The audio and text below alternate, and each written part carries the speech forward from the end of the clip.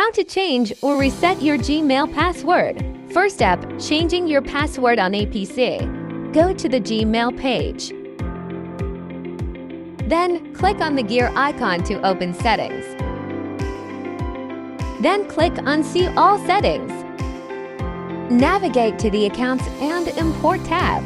Click Change Password to confirm. You might be prompted to sign in again to confirm your identity. Enter your new password twice to confirm it's correct. Make sure it's strong using a mix of characters. Now go to the phone. Open Gmail. Click on Security option. Scroll down and click Password. Verify your account. Set your password.